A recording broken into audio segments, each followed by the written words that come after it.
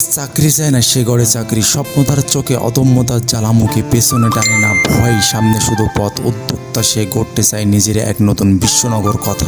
তিনি বললে হাসে না সে, হাজারবার হোঁচট খেয়েও থামে না সে। ঝুঁকি নেয় বুক চিতিয়ে, রাত জেগে স্বপ্নে, ধৈর্য আর সাহসে ভর করে গড়ে ব্যবসা আপন রত্নে।